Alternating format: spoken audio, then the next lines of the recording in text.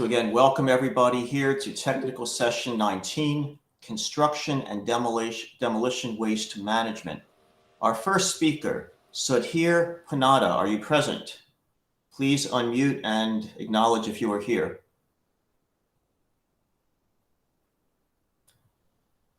Apparently not, so hopefully that speaker will be arriving shortly. We can now try for our second, and that would be R. Kumar Anurag. Are you here? Yes, sir. Am I audible? Okay, yes. Are you ready to share your slides and begin? Sure. Okay, please do so. You will have 10 minutes, approximately 1 minute before the end. I will let you know. So Sure. Please begin.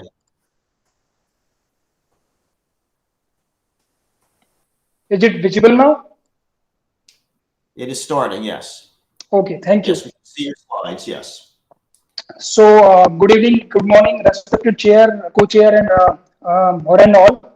Myself, Rajesh Kumar, working as senior scientist in CSIR Central Building Research Institute, Roorkee, and I will be presenting the work which was carried out by MTech student Mr. Anurag. Due to some personal reason, he couldn't present today, so I will be presenting his work, which is on optimization of clinker factor for low carbon penta-blended cement mortar via box Benken design of response surface methodology.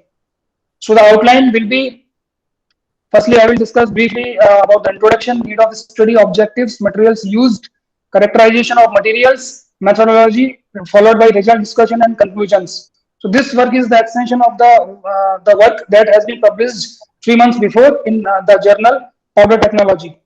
So as an introduction, as we already know that cement is produced at a very high temperature, about 1400 to 1500 degrees centigrade, and which emits harmful gases such as CO2, NOx, SOx, etc., and which degrade the environment. And it is well known that about 8% of the global carbon emission is participated by this cement industry. So our aim is to reduce the clinker factor and to synthesize newer kind of cementitious material by incorporating few SCM, supplementary cementitious materials. So we have taken low grade limestone, which is abundantly available in the Rajasthan, which is located in India, and the about 50 million ton of slurry is generated each year. Rajesh Kumar, your slides are not moving. Okay, now is it moving? No. No. Okay, let me. Yes. Now, Yes, it's moving. Can you make it full screen? I think full screen. Okay, now it is visible. Moving. Hello, sir. It is moving now. Yes, it's moving, I think. So should I continue now? Yes, please. Okay, thank you, sir. Thank you. So, Make it to full screen. sir, it is already in full screen. 1 second. Let me redo that.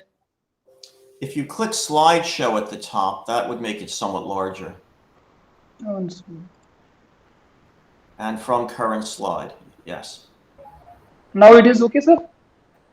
Okay, go ahead. Go ahead. Yeah. Okay, thank you. So limestone, low-grade limestone slurry is dumped into the open field, and each year about 50 million ton of waste is generated in the stone slurry form, and which is from cutting and polishing industry. So which this slurry losses the agricultural land and contamination of groundwater in the localized area.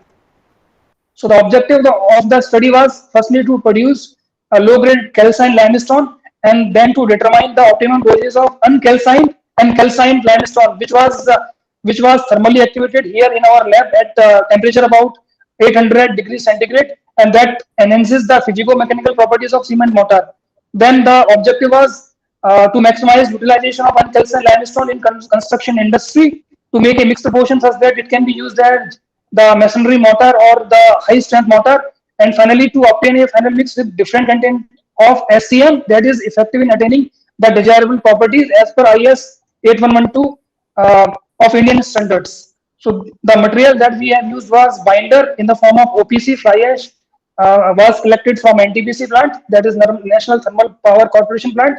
Silica fume, uncalcined limestone from Kota, Rajasthan area, and then it was calcined in our lab. And then John 2 sand was used. That was a local river sand. Then SP of gallium 51 was used to reduce the water cement ratio. As we know that SCM increases the water demand, so that because of that we have used super plasticizer, and then followed by water, normal water we have used. So firstly we have done some physical and chemical characterization for cement, such as consistency, setting time, fineness, and compressive strength we have determined, and then we have determined the chemical composition through XRF. For fly ash, similarly, we have determined the major oxide compound, such as silica, alumina, iron oxide, and the calcium oxide. Please make sure your slides are advancing correctly. Okay, so sir, it is moving or not? I'm not getting. Now it is, yes. Thank you. So should I go like this, because I think on full screen it is creating some problem. If you will allow. Yes, if you wish, I think we have the information here, but if you wish to go back 1 or 2 slides briefly, that would be okay. Okay, sir. Thank you. Thank you, sir. So then we have calcined, and the property of calcined limestone was that the amount of calcium oxide, as you can see here from the previous slide, it was 47.56, but by calcining the amount of calcium oxide was increased, and it was up to 83 to 84%. Then we have characterized silica fume also. Then after calcining limestone, we have conducted the flow table test to optimize the water cement ratio, and the flow value that we have taken was in the range of 110 to 125%. Then we have conducted few tests like fineness of the penta blended binder, and after that we have prepared the mortar using DG mixer, and then we have casted the sample for compressive strength and for other properties also that I will discuss further. So after that, before casting, we have used the box mannequin design of response surface methodology, and in total we have cast 17 mixed proportions, and for all those mixed proportion we have taken 5 input variable parameters, namely fly ash, uncalcined limestone, calcined limestone, silica fume, and fifth one was super plasticizer. So the replacement level is given here with the specific surface area, and we have found that the addition of SCM, either fly ash or silica fume, increases the fineness for all replacement level. We have also studied the results through perturbation plot, that is by keeping the other 3 factor, and 1 factor was varied. So we have found that the fly ash increased, the fineness was also increased as compared to SCM, but in case of silica fume, the increment in the fineness was at very high rate as compared to the others. It was due to the high specific surface area. The effect of consistency was that the addition of SCM at all replacement level of silica fume and CLS, the consistency was increased, and by adding 5% of fly ash, 5% of uncalcined limestone, and 0.5% percentage of super plasticizer along with other additives resulted into the highest consistency as compared to others. Perturbation plots, the addition of fly ash increased the consistency, but at very slow rate due to ball bearing effect, and the incorporation of UCLS, because the particle shape of UCLS was textured and angular, so the consistency was reduced because there was no ball bearing effect, and whereas the addition of CLS increased the consistency because the dehydroxylation of calcium oxide increased the water demand, and which increased the consistency. And in the third point, the addition of silica fume again increased the consistency at all replacement level, and SP reduced the consistency. It was on the basis of flow table values. So effect on setting time, the addition of fly ash retarded the setting time. The addition of that calcined limestone and uncalcined limestone increased the setting time, and overall the result was inclusion of 35% of fly ash, 5% of UCLS, 15% of CLS, 6% of silica fume, and 0.5% of that SP retarded setting time from the initial setting time from 120 to 90 minutes. So approximately 30% of setting time was retarded, and this acceleration in setting time is required, and all the 5 parameters are such adjusted that the values for initial setting time and final setting Mr. time. Rajesh, please try to conclude soon as your Yes, allotted please. time Yeah. is almost over. Yes, sir. Yes, sir. So this is the perturbation plots. Similar study we have conducted about the compressive strength, and this is the relation between the input parameters, five input parameters and five output responses, and the interaction effect between among these two or the quadratic effect we have analyzed, and then statistical parameter through ANOVA analysis we have analyzed, and it was found that R square value was ranged from 0.93 to 0.99, and the difference between the adjusted R square and predicted R square value was less than 0.20, which is desirable also. After optimization, we have used the Derringer's desirability functions to optimize to get one solution. So after that, we have get 31 solution, and for that, we have the desirability of 0.927, and at 35% of fly ash, 15% of UCLS, 5% of CLS, and similarly for other materials. And after getting this theoretical value, we have conducted the final experimental study, and for the output response, such as fineness, consistency, setting time, and compressive strength, the percentage error value was less than 10%, which is the requirement for ANOVA Please analysis. try to reach the conclusion. Oh, Yes, sir. thank you. This is the conclusion. So overall, we have seen that the binder that was produced have better strength, and the setting time was within the range with the clinker factor 0.66. So about 0.34 clinker factor, that carbon emission was reduced, and calcination of limestone imparts the pozzolanic properties. Thank you. Thank you, Mr. Kumar. I think in order to stay on time, might be best to have the questions held to the end for all the speakers. Is that acceptable to everyone here? Okay, thank you. Please stop sharing at this point. And I'd now like to introduce our next speaker, who is Prashant Kumar Suram. Please share your screen and your slides.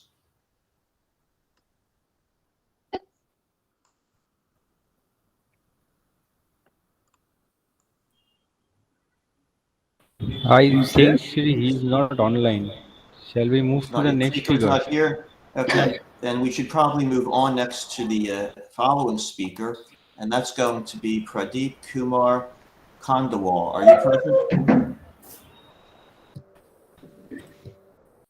Is Speaker Khandawal present? Yes.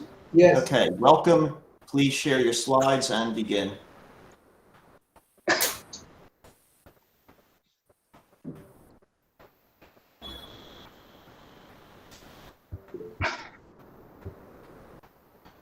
Do you see at the bottom an arrow, a box with an arrow in the menu at the very bottom of your screen? Not getting Yes, please click on that arrow, and it should take you from there. window.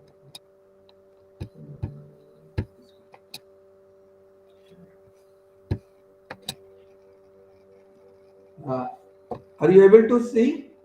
Yes, it's beginning. Yeah. Thank Yes, you. okay. Yes, And, please begin. Good evening and good morning to all. I'm presenting a field experience on construction demolition waste management as a recycling of construction demolition waste. My presentation will cover the composition of CND waste, Indian scenario, regulatory frameworks, CND waste processing facilities in Delhi, process flow, value addition of processing, success stories, and way forward.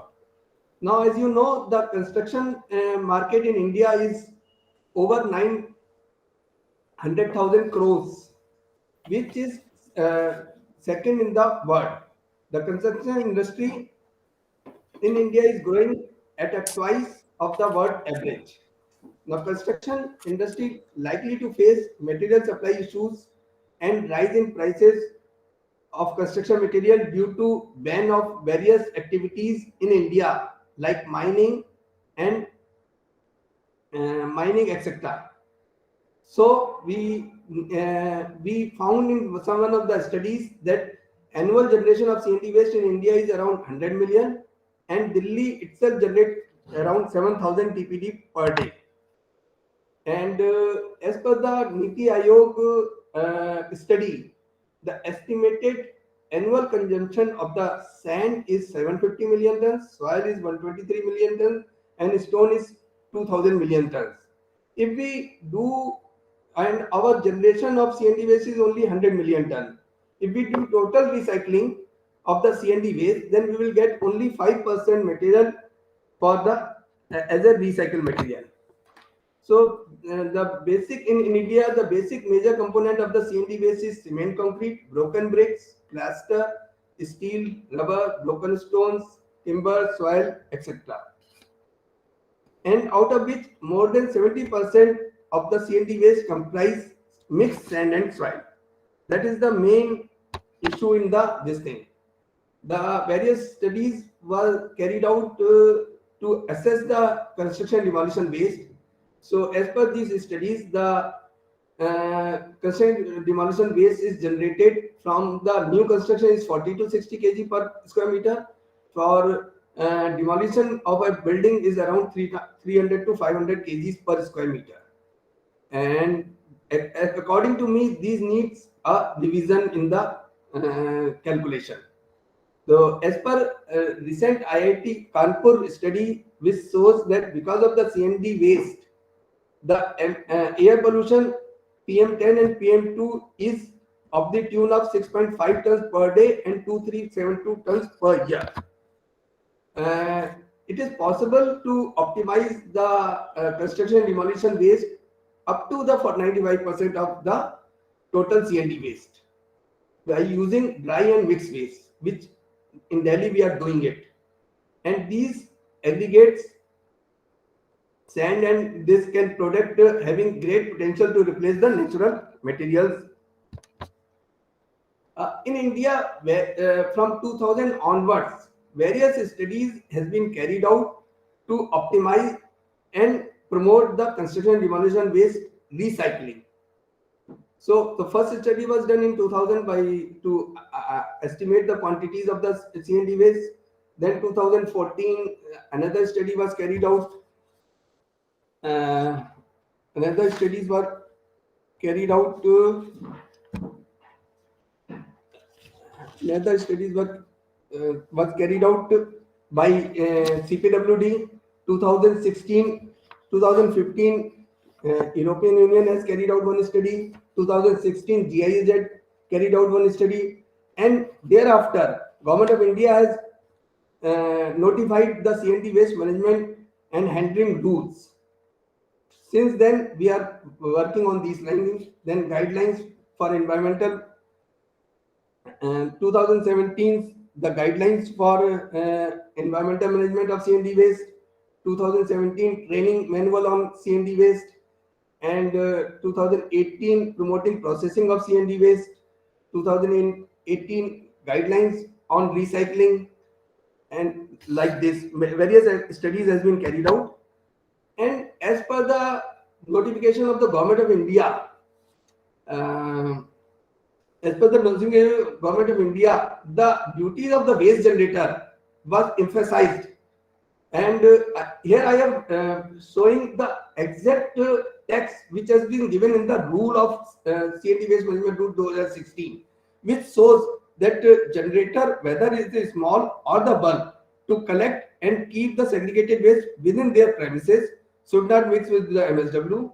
Those generated 20 metric ton or 300 per day or 300 metric ton per day should prepare a waste management plan and submit to the local bodies.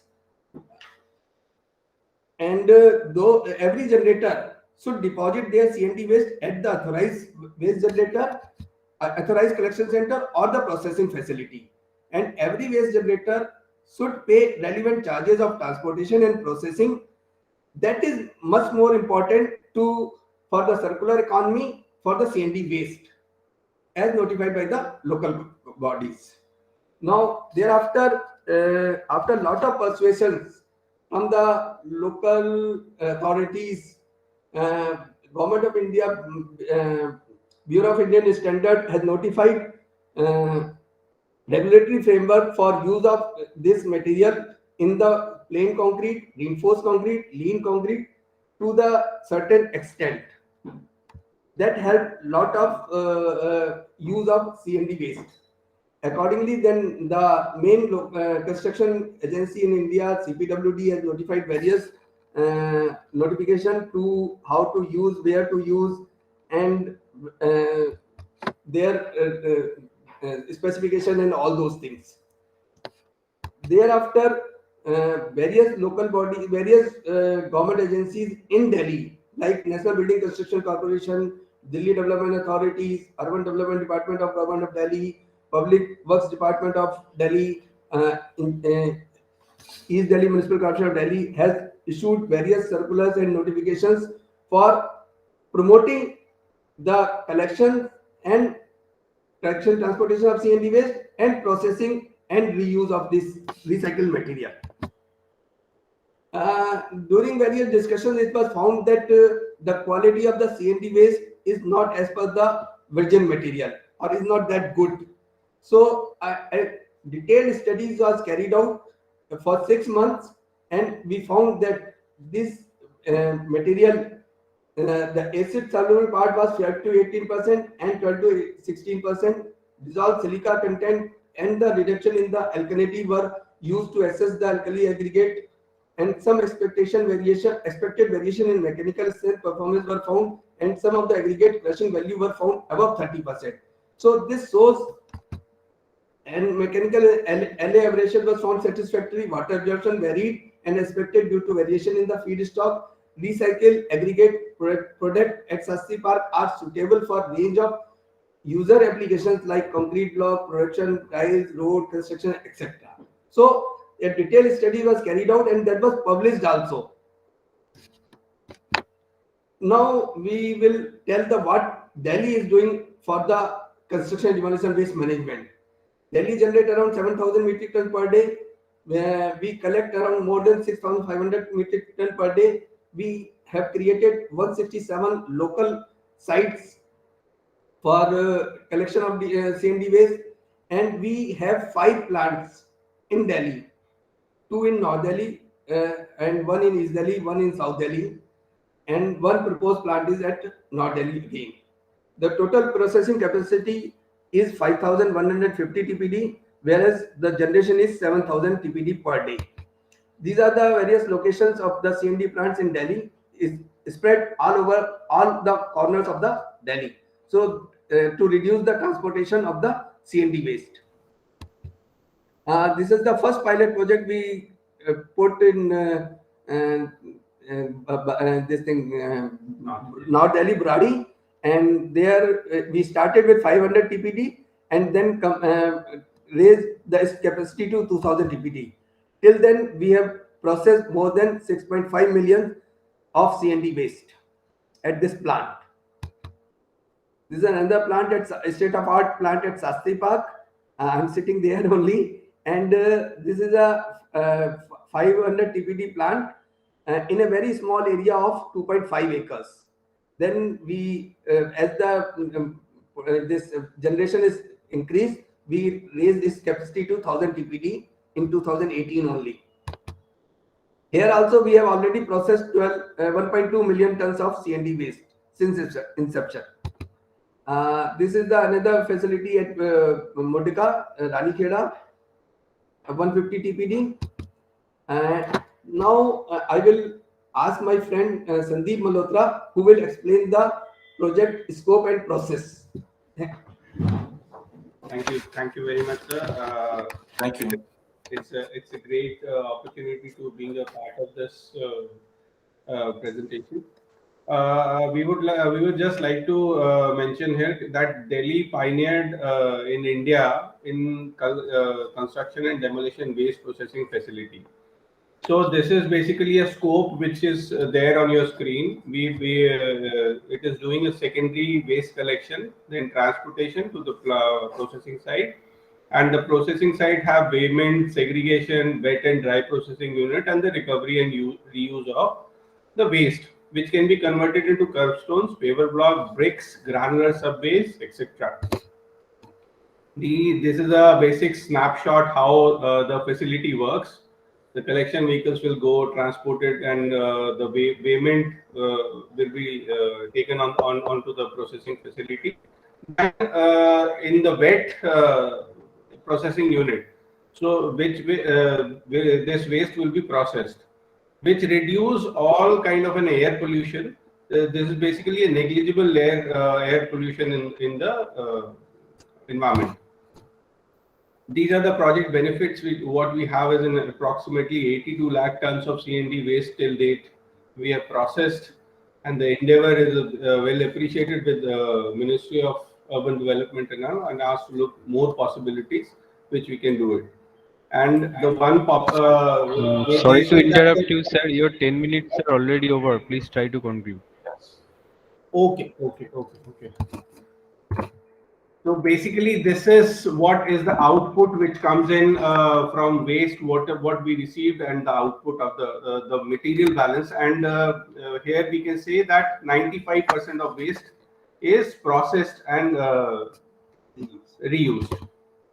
These are the small snapshots of what we produce: sand, aggregates. These are the bricks, curbstones, paver blocks, what we can produce. These are again the snapshots, and the strength of these can go up till 1 M30. These are some kind of a success stories which we have in a new Supreme Court, and we have 4-kilometer road in Bakarwal. DSIDC used 3.2 lakhs of screen soil and the lofting. This is again a Please proceed to the summary if you can, for time reasons. Right. So there is basically a extra weighing is a green rating and any other environmental benefit. Thank you so much. Thank you, sir. Thank you. Thank you. Thank you for the wonderful presentation. Our next speaker is going to be Mainak Gosal, who will be speaking on mitigating the unknown risks in construction and demolition. Please share your screen.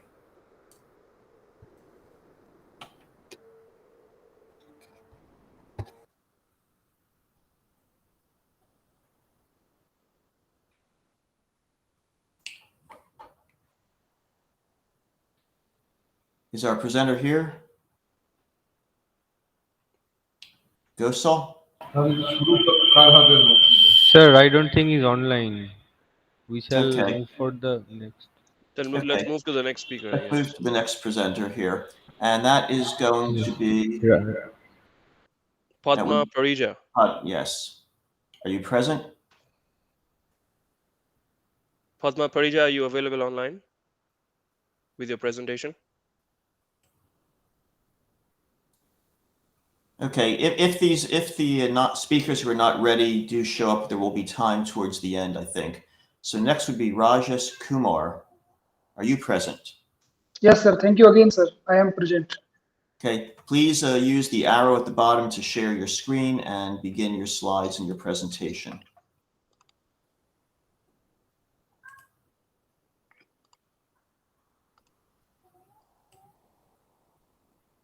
Sir, is it visible now? Yes, yes. And if you can hit a slideshow, click on slideshow from beginning. I think that would make it larger for everyone to see.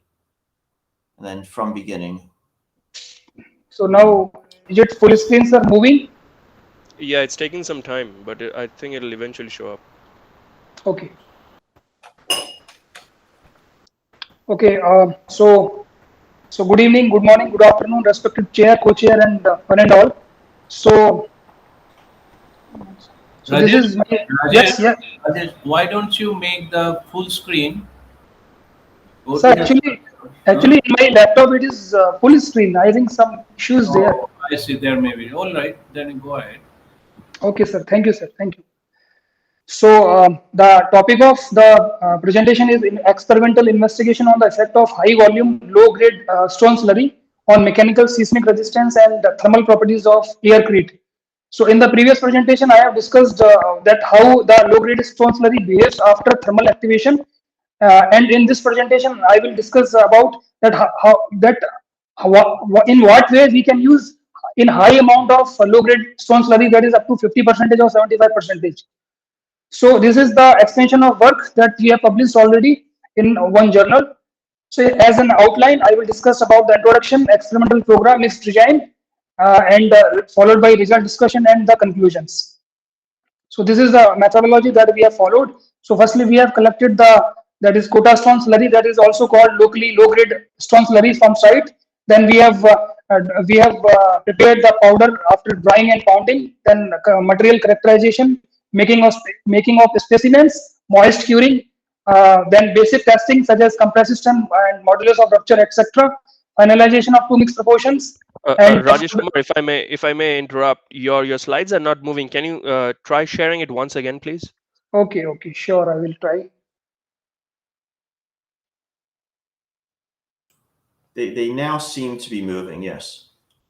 So now is it visible, sir? May I know? Yes, it is visible. Your methods were visible. Yes. So this graph is visible? Yes, the plot is visible. Yes, Okay. characterization. Yes. Okay, thank you. So I think, sir, I should go like this because full screen is not working in my laptop. So may I go like in this way? As long as they are able to move forward, however you do it, whether it's by clicking individual slides on the left or otherwise, that's fine. But now you're able to get it to work. So Okay, I would sir. recommend continuing what you're doing. Okay, sir. Thank you. So we have targeted for two density, that is 800 and 1000 kg per meter cube for non-structural, non-load bearing cellular form concrete blocks. That is also called aircrete as per IS code 2185 part 4.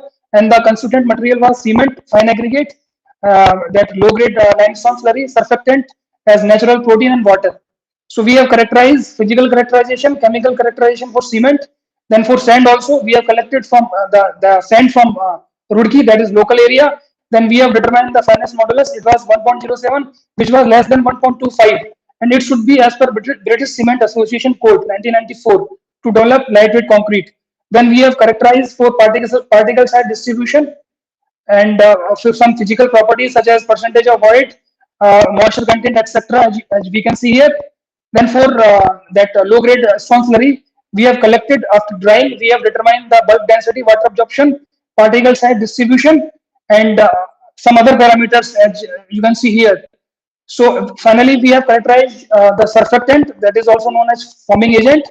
It was protein-based forming agent, and some property we have determined in our lab. And to determine the exact suitable forming agent water ratio, because it is required to generate preformed form, which was added in the mortar base mix to develop lightweight concrete. So we have taken 120, 130, and 140, and on the basis of cumulative slump till 90 minutes, and on the basis of bubble size range, which was determined using optical microscope, we have analyzed that 120 was the 1:20 was the optimum mix. So this is the mix design that we have developed here in our lab, because as such in Indian standard there is no mix design is available to develop cellular form concrete. So firstly we have targeted the casting density X, and we have distributed solid weight, and the total water content was calculated using the flow table value. Volume of air was determined using this formulae, and then volume and weight of foam was determined, followed by amount of water to be added in mortar base mix. And before casting, it was necessary to check the weight density of block. So this is the calculation. Presumed parameter was density water cement ratio, and the cement sand ratio was 0.741, and other parameters are also given here. An unknown parameter was volume of air, volume of foam, weight of foam, and water in mortar base mix. So these we have calculated using the unique mix design that we have developed in the slide number 16 and 17. So optimization of water cement ratio was done using the flow table value, and three kind of flow value we have taken: 130, 150, and 170 for all the series, that is series 1, series 2. Series 1 indicates the density 1000 kg per meter cube. Series 2 is 800. And phase 1, 5 phases, phase 1, 2, 3, 4, 5. So these are correspondingly 0% replacement of that sand with low grade limestone, and 25, 50, 75 and 100.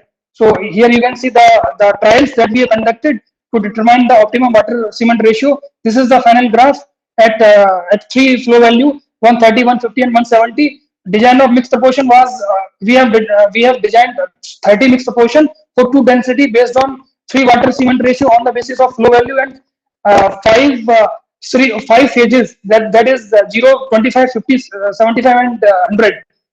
So the design parameter is given here as I have already discussed.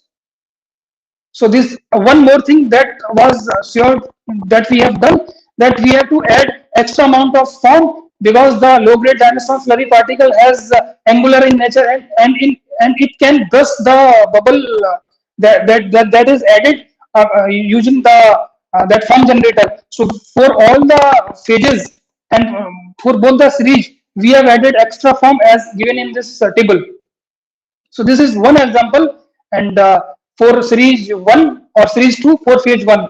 So phase 1, 0% of quota stone, that's low grade stone slurry we have taken, and you can see here that total water content and the volume of foam, weight of foam that we have added, and finally weight of water in mortar base mix that we have added for 2 kind of density.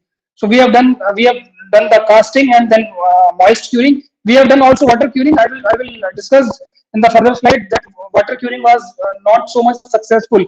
So in step 1, we have done the basic test for all the 30 mixed proportions. Basic testing such as consistency, performance factor for all 3 strength parameters, that is compressive, flexural, tensile strength, hardened properties, that is one dry density, achieved density ratio, and the advanced characterization, that is thermal properties, morphological properties through XM-XRD, and thermal properties through dilatometer, C-therm analyzer, 2 slab guarded hot plate method we have analyzed.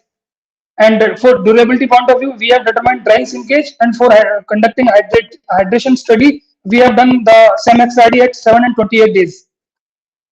So these are some instrumentation study that we have conducted. So firstly, we have determined the wet density, and the consistency should be as much as near 1. So the consistency was varied from 0.927 to 1.067, and as we can see from the row measured, that the maximum density, green density was 1594, which was obtained after addition of 100% of that low grade limestone slurry. This is for series 2, that is for density 800 kg per meter cube. Mr. And Rajesh, please try to conclude soon.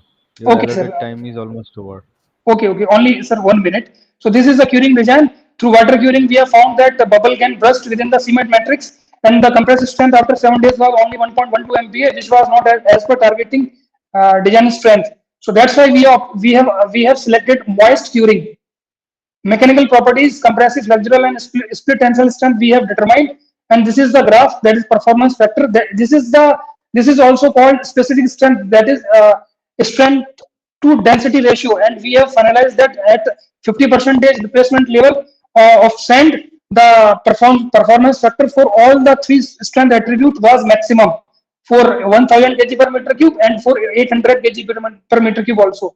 Then we have conducted the image analysis study, size of voids, aspect ratio, roundness for bubble we have determined, and also with the average area of voids. We have determined the thermal properties also. We have found that thermal conductivity of G2.5, that is density 800, and G grade 3.5 was lower than that of brick, and which was desirable also.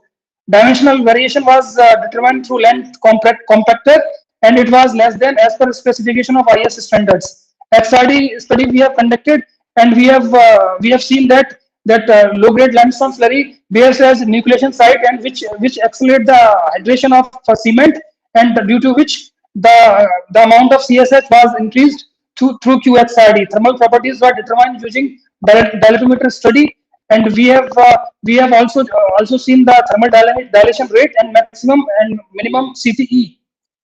And finally, we have studied the seismic resistance study by comparing brick G3.5 and G2.5 by taking an example of G plus 3 stories in seismic zone 4 as per table 2 of IS 1893, and the final result was that the reduction of lateral force and shear at ground level and top story was there as compared to brick, which concluded that infill material by using CFC block as infill material increase the seismic resistance.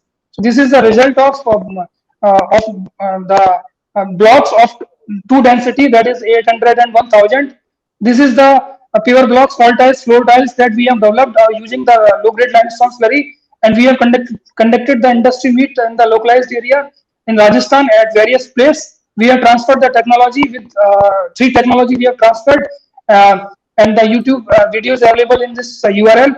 In conclusively, we can say that the use of low grade limestone slurry, that filler at present is not beneficial, is not only beneficial to concrete industry but also is friendly to environment, because in this case 50% replacement of natural sand was possible. Thank you.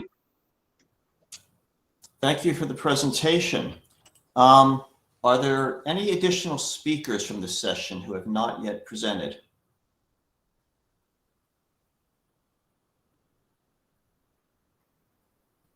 Okay, could you please stop the share? Thank you. I'd like to thank our four presenters for an excellent session here. Sir, there is one more presenter who would like to present here. Yeah, Okay, D. Babu Rajendra Prasad. Okay, are you ready to share your screen? Yes, sir, I do. Okay, please proceed. Yes, sir. Thank you, sir.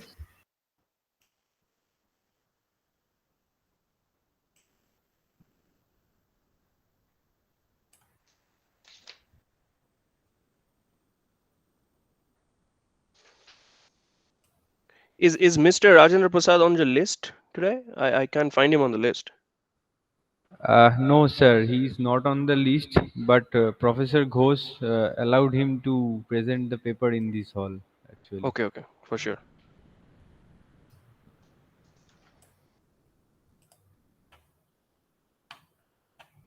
Sir, am I sharing my slide? Yes. I will go to slideshow.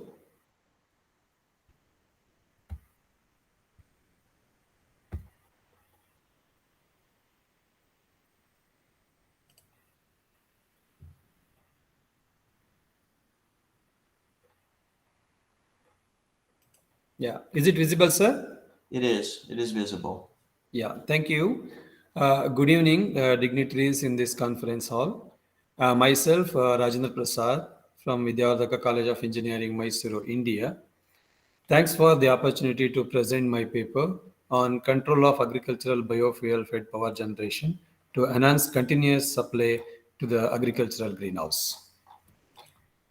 So the presentation continues like this: introduction, literature survey and real-time survey done, problem definitions and objectives met, feasibility study, methodology, expected outcomes, and the tools which were used, references, additional information, and justification for the other comments received in the previous. Coming to introduction, by knowing that the food sustainability is a major issue in southern India for the future, and also keeping in mind the new agricultural policy given by the Indian government, the present APMC ad is not so suitable for the agricultural farmers to store their food crops till they get the right price in the market. So the need of cold storages are the present challenge in the agricultural field, by believing that if more storages come up in the agricultural field, then power supply continuously to the cold storages is a second challenge. So we thought of that, why can't the biogas can fill this gap of supplying power continuously? So for that, we did a literature survey with respect to biogas technique and also the electrical power challenges to feed the particular cold storage units. In this regard, we understood there are some challenges with respect to the technically and also the economically with cold storage units. So problem identified as need of cold storages and continuous power supply problems, and quality power supply to the cold storages is not sufficient yet. Hence, it affects the delicate drives in the cold storages. And the present grid has many problems to supply continuously. So, it affects the quality of crops and life of the farmers. Hence, the following solution is being proposed. That is the continuous electrical power supply to the multiple cold storages in the agricultural farms with the operation and control of biogas power system using model predictive control algorithm and heuristic search algorithm. So first objective is to develop a complete simulation model of a biogas fueled power generation system, and to develop and test an adaptive controller to improve the system stability, to obtain optimal scheduling for biogas energy to multiple cold storages using model predictive control algorithm. So it is a completely software simulation project. So in this methodology, we followed the with respect to biogas fueled power plant. His proposed model is composed of three individual models, represent of a biogas reactor, microturbine generation system, and storage system. So each model will be implemented individually or collectively to simulate the biogas power plant. An adaptive controller is implemented to withstand the plant against any transient conditions. Model predictive control algorithm will be tested, is already tested on timely scheduling of biogas power system. So this is the flow. First, we convert insoluble complex biomass to a soluble compound by hydrolysis process. Then we go to acidogenesis. Then the next stage is acetogenesis, and finally we comes to methanogenesis. By using, I will go directly to the expected outcomes. The developed model will be already implemented in MATLAB and Simulink environment, and it is tested under different operating conditions, both in steady state and transient state, to study the impacts of different variables on the system output. The output results expected to prove the applicability and effectiveness under different operating conditions in practical scenarios. So hydrolysis modeling is simulated in the Simulink and it is tested. The output is taken. Acidogenesis mathematical modeling is done as it is showed in the slide, and also simulation model is done, and acetogenesis also done. So in methanogenesis, mathematical modeling and also simulation models completed. And MPC, model predictive controller modeling, as the flow diagram, first it will be identifying the problem of the load. Where there is a load increase in the cold storages or a greenhouse, immediately the turbine speed is going to be reduced. By sensing the turbine speed, the MPC controller will check the availability of the gas in the biogas plant. If the availability of the level of the gas is suitable to meet the load, immediately it will send it to the microturbine to increase the speed, and generator will generate the required power. By the time it also controls the feed of the biogas plant. In case this is not so suitable and already the gas is there, then the feed for the biogas plant is taken to another tank. So this is an MPC controller, which is a special controller because it takes multiple input and gives one output. So this is for the modeling for storage system to check out, and this is structure of an MPC to meet the required output by controlling the input fed. So testing and validation, for that we consider the input tank of 160 meter cube and temperature is maintained at 35 degrees Celsius. The validation is done based on the amount of biogas being produced and the time required for the stable operation of the plant. It is observed that the plant takes around 13 to 14 days for its stable operation.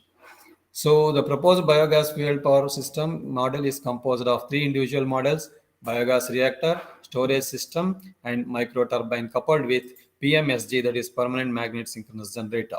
This project, the detailed modeling and simulation of the biogas fueled power system integrated with three-phase induction motor for the cold storage unit and also greenhouse load in agricultural farm. The proposed model integrated, operated, and controlled using MPC controller, and load and microturbine characteristics are observed as follows. This is the combined operation of all the models with MPC. This is for a pump set modeling for the agricultural house, that is greenhouse. And this is a micro turbine output torque along with the methane production in the biogas plant. And these are the stator and rotor current observed in the pump set. And this is the speed of the PMSG varying according to the load, and voltage and current values of the PMSG has been observed. So these are the references referred to take the data required on the time of simulation. Thank you very much, sir. This is my presentation. Thank you very much. Let me Thank you, ask sir. again, in case there were any late arrivals, are there any other speakers for this session?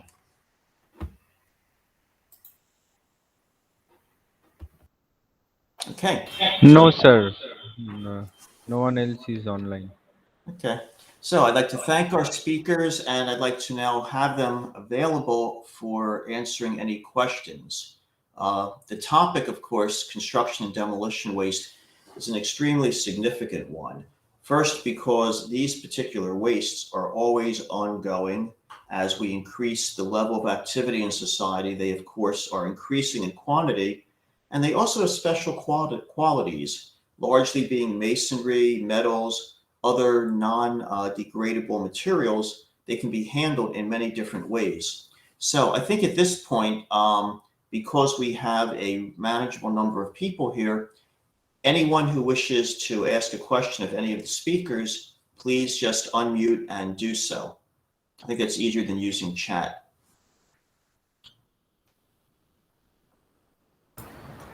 Yeah. I like to have some points clarified. I mean, the first speaker, or rather, I'll tell you that basically there was a speaker from India, and I like to request Mr. Khandenwal and also Rajesh to tell us something about, because you know that India did not have the CD waste management effectively implemented in last couple of years. I mean, if we consider last decade, then it was in mess.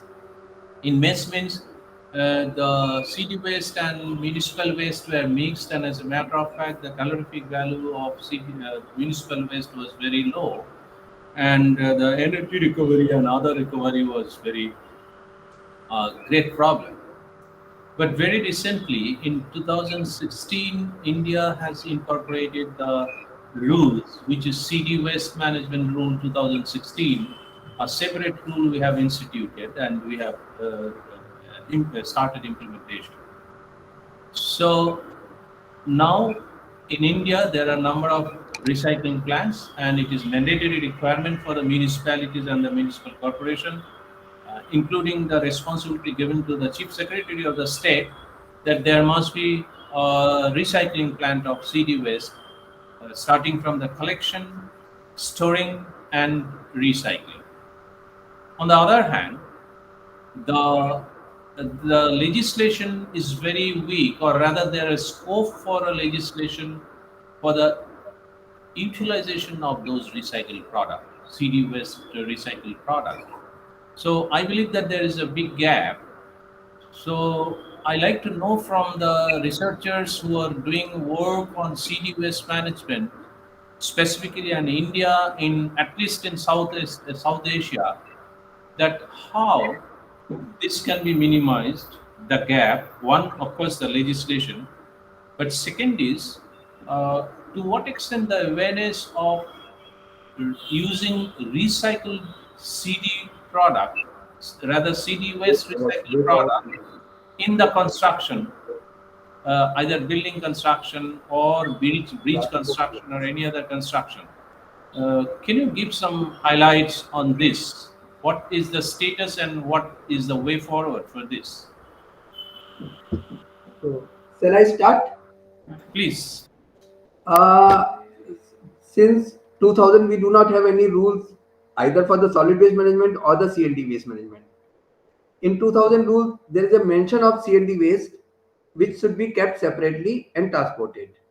I can share my experience of Delhi. So from up to 2004 or 5, we were disposing all the C&D waste to the landfill. We were using as a cover, and we were using as a road construction material to the approach road construction material to the landfills. Thereafter, we thought ki it is growing and growing. All the landfills are full. So what should we do? So in 2005, we have started thinking the processing of C&D waste. And we with ILFS, we did lot of studies how to collect, how to process, how to make recyclable useful. So before coming the C&D waste management rule, Delhi has started first plant of C&D waste management in 2000. From 2007 to 2009, we were studying it, how to do it, and from 2009 we have put one plant. So here what we did is we identified the decentralized locations for the collection of the C&D waste. From this collection point, we were collecting the C&D waste to the processing plant, and at the processing plant, initially we changed the technology for 3-4 times. Thereafter, we come to the stabilized technology, which is processing the C&D waste up to 95%. So in Delhi, now we have 5 plants. So the way forward for maximum, still there is a confusion among the engineers for the quality of the C&D waste, quality of the recycled material, not C&D waste. But that depends upon the input material. If we will get more brick, more plaster, more soil, then we will not get good quality of the material. If we get the concrete more, then we get a good quality of the recycled material. From this recycled material, value-added products are at par with the new materials. So the way forward for this thing is first is seamless integration from demolition to the processing, which is not there. Somebody is doing demolition, somebody is collecting, somebody is processing. So there is a gap in this thing. So Government of India need to come up with proper system of demolition, collection, transportation, and this thing. As they have come up with the rule, there are some gaps in the rule. Still, there are some gaps in the rule. Then separation of concrete and other concrete, waste concrete and other material. If that can be done, then we can get two type of aggregates and sand and other things. Third is incentive to the waste generator as well as the user of the recycled material. That can be in the form of the green building rating, that will be in the form of additional FAR, that should be in the form of this thing, in our rebate in the building fee and all those things. So we can do this thing. The way forward is only these 3 things. That and another major problem in India is we have a GST on this product as 18% value-added product, whereas from the new product we have a 5% GST. So that is the another issue for the contractors to buy the recycled material. Yeah. Thank you. And Rajesh, do you want to have some input on this issue? Yes, sir. Yes, sir. So, sir, as a researcher, we are doing the research on C&D waste since past 12 years. So, what we have seen that we have actually collected the C&D waste from Buradi plant of Delhi. So, what we have seen that the 2 major problems are one thing is that adhere mortar on the surface of fine aggregate or even it is coarse aggregate, so which weakens the ITZ, that is interfacial transition joint, and which degrade the strength of concrete by approximately 30 to 35%. So right now, 2 years back, we have tried to commercialize the technology. We have transferred also, but it is not so much popular in way because nobody is taking the product that we have developed like paver blocks or tiles or whatever, because the strength is less. And if we are increasing the strength, then we have to add the extra amount of cement. So ultimately, it increases the cost. So right now, the plant or the technology to whom we have transferred, they have approached MSME, and through MSME they have approached us. So the one solution, one way forward is that that MSME is now subsidizing the technology cost and the other thing, and they are providing the land and everything, so that this technologies would be popularized in the coming years. So of course the problem is there, but collectively we have to move for we all have to help the technology industry that we have taken. Thank you. Thank you. Yeah, as Professor Marsky and Ghosh is here from US, so I have visited at least two CDUS recycling plant in US, and I have seen that it's not like India. They have another product which is very popular in US is the mulching CD waste, like all the wooden and some other material, light material. So they process it, and there is a good market to the consumers for putting it into the, I mean, the base of the trees, like say a garden. So there are a lot of mulching materials which are spreaded, and those are also the absorber of water, moisture, as well as some nutrients. So if Professor Ron or Sunny can give some highlight on this, that will be helpful for all the guys here. Over to Ron. Yes. You point out something very important there, this concept of using many different waste materials in the US as a mulching product. And I don't know if this is done in India, but when we use the term mulching in the US, primarily it's not for agricultural areas. It's rather decorative. It's in residential areas, public spaces such as parks, and so on. And traditionally, mulch has been made of a waste product from the wood industry, primarily bark from trees. When the trees are utilized for lumber and paper, there isn't much to do with the bark. And so it's generally ground into mulch and used for both decorative purposes, weed control, which really work together because weed control is also a decorative issue. When it comes to construction demolition wastes, especially those which are organically based, such as wood, that is also an alternative as well. You can also make similar materials out of even the harder non-degradable construction demolition waste. So for example, concrete powder could effectively be used as a weed control. Generally, it is not as accepted aesthetically, but as with many aesthetics, I think that if people become more accustomed to it, they will eventually begin to accept it and consider it as looking normal. So it is something which is done in the US. I should point out it's a relatively small part of what we do with our construction and demolition waste. Compared to the reuse of aggregate, for example, it is a very tiny area, but it is one that has potential.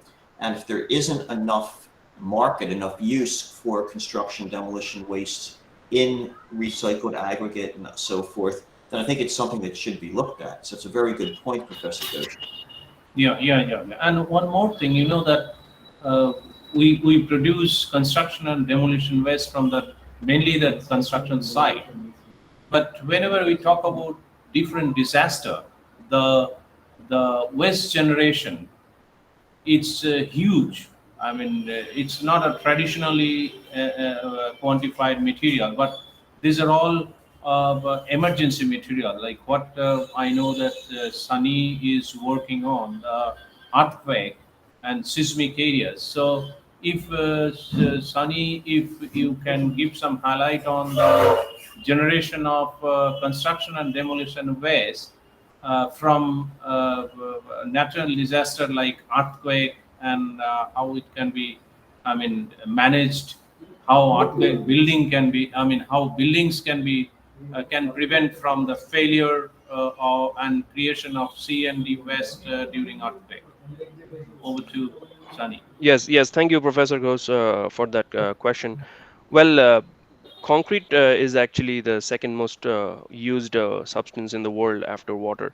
So, and we understand that concrete is used mostly for construction of tall buildings that we have in the US, mostly the skyscrapers. And the west coast of the US is very much prone to earthquakes, like areas like California and the subsequent areas. So, in case of an earthquake, definitely we have, especially strong earthquakes, we have a heavy generation of construction and demolition waste in terms of concrete or steel or whatever the material is. But as Professor Mursky mentioned, that we do not have a very well-defined market for the use of recycled CDW waste. Now there are various reasons for that, because most of the clients, they want to use new products, which is a very similar problem that we also face in India. Also the tax, the GSTs, as I think Mr. Rajesh or someone was talking, Pradeep was talking about, that the GSTs are higher out there. So there are various problems that we have here in the US also regarding use of recycled materials in the construction of new ones. Also, the other thing is the proper testing facilities for these recycled materials as compared to new generated concrete or reinforced concrete. We do not have a very well-defined system for testing of properties of such materials as of now. But yes, as Professor Mursky mentioned, that we do need something like that, and we need to come up with a system that can actually use these recycled aggregates, and then I believe there would be a very good market. Regarding your question, Professor Ghosh, how can we reduce the amount of waste generation in case of an earthquake disaster? I mean, uh, right now research is going on. A lot of research is being done to come up with new ideas to prevent earthquake disaster, earthquake damage of a building. We have bracing systems. We are coming up with magnetorheological dampers. We are coming up with advanced design codes of reinforced concrete for resistance to earthquake. So if we follow, and which the US does pretty well in earthquake prone zones, we do a pretty robust design of buildings such that there's not enough damage per se, because uh, companies put a lot of effort to make sure that the client has what they need, and occupancy is something very important that is focused on here. So if we make the building stronger as per the code and as per the design requirements that we have, and then depending on the history of earthquakes that we have, like based on the earthquake design that we do, if we follow the proper guidelines, then the generation of the generation of CDW from earthquake disasters would be much less. And I believe since this is a process that is already being done in the US, probably the generation of CDW waste is not as high as in some of the other developing countries, where there might be a compromise in the design of earthquake structures. But per se, if we have a stronger design, then definitely, if we have a stronger design, then the amount of damage in the buildings would be much less. And in that way, the generation of these CDW would be much less. Mr. Kandawal, you have a question or a comment? You're muted, sir. Yeah, as Professor Ghosh was telling there about the what should be the when mass waste is generated. So if you remember during the Commonwealth Games, in the last days of the Commonwealth Game, every agencies were doing the construction and completing the projects. Lot of waste was generated during that time. 2009, 8, 9, 2010. 10. Yeah. So from July to September, for 3 months, we enhanced the machinery. We have collected more than 0.3 million tons of CND waste and processed at the Slurry plant. That was an achievement during that period. And everybody has appreciated, even CM of Delhi and other people have appreciated if anybody have seen the Commonwealth Game 2010, the entire Delhi was clean. There was no sign of any CND waste or any other waste at that time. Yeah. And you struggled during that time. I know very well. Only just a year back. Just a year back. Yeah, over to Sanidhya, I had another point, because you know that you have referred to US and India. US and India doesn't have much proximity, or rather possibilities of earthquake damage. But when you go to the East Asian countries, like if you think about Taiwan, if you think about Philippines and other countries, I mean, Taiwan is experiencing a number of earthquake a year. In fact, maybe 3 to 4 times a month. Whereas they have a 101 building, 101-story building. So if you can give some idea about the protection of the building, such building, uh, for the prevention of failure from earthquake, what are the possibilities? Like one more thing you were telling about the utilization of, and Professor Maskey was also telling about the utilization of CD waste in building. There is a always thought process that if I have money, I'll not use the recycled material for my building because of strength, quality, and other thing is concerned. On the other hand, if you talk about GVC, Green Building Codes, and also what is that in US, the I can remember the standard that. However, so The American Concrete Society has yeah, standards. they have it, and in Taiwan also they have another standard for GVC. It is telling that if you make 20% of the construction with the help of the recycled material, then you will get some more rating towards the GVC. So yeah, what is your comment mainly for building like 101 and so on and so forth in countries like Taiwan, Philippines, and others? Well, mostly in these earthquake-prone zones, what they do is because concrete is very heavy, it's a very dense material. So what they mostly do is they go for buildings which are not very tall, and they also start construction with main component being wood because it is lightweight and it's easy to construct, and because it's lightweight and it's low in height, its time period does not, they make the construction in such a way such that the time period does not match with the history of earthquakes in that zone in the last 50 years. So as a result, that is one process how they do one process that that is undergone to make sure that the damage is less. But talking about constructions like Taipei 101, which is right now I think the fifth or the sixth tallest building in the world, definitely concrete and steel are the main components of building out there.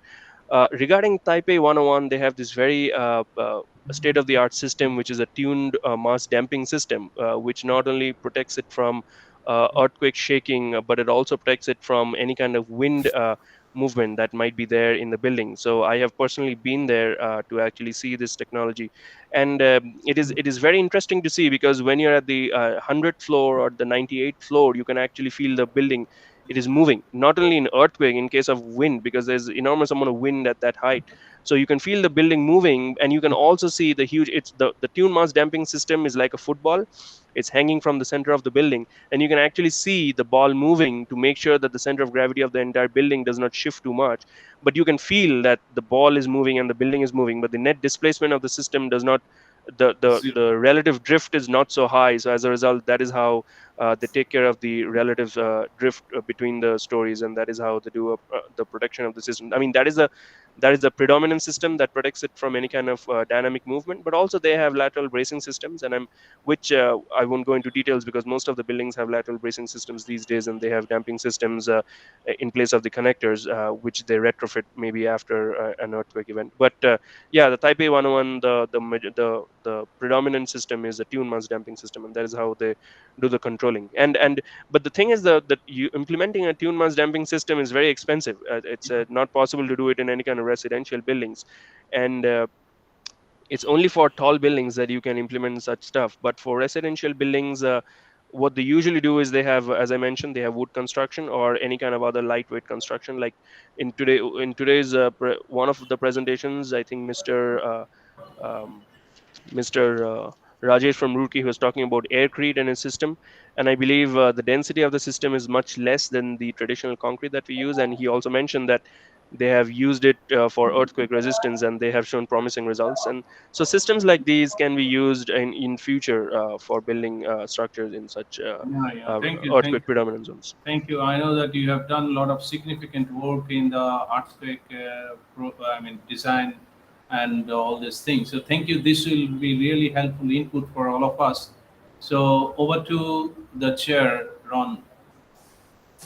Yeah, I would like to pose one general question, which is an issue that we sometimes encounter in the United States with construction and demolition waste, and that is the use of gypsum as a wall material.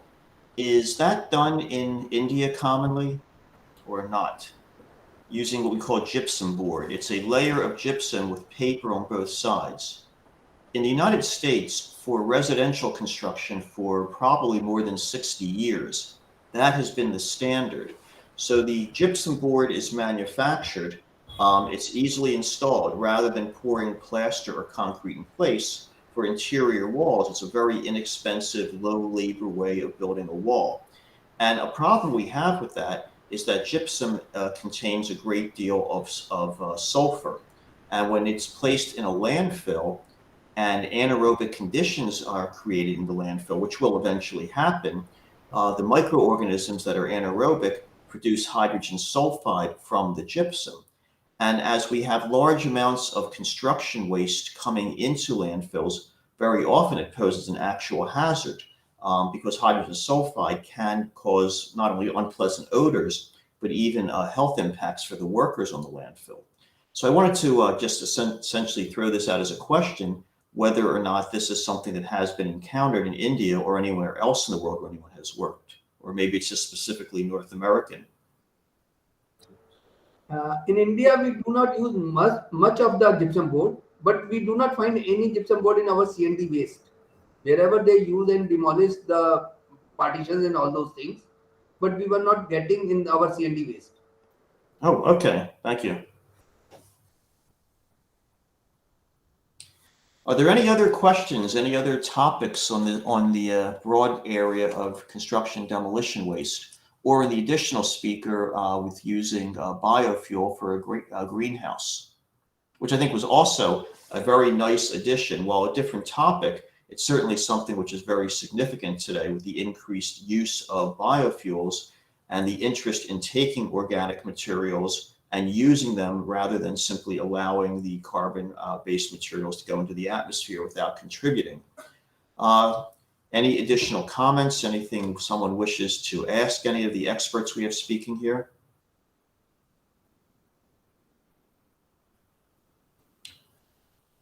If not, if I can defer to the conference chair, we are approximately 30 minutes ahead of our schedule. But is there any problem with ending early at this point?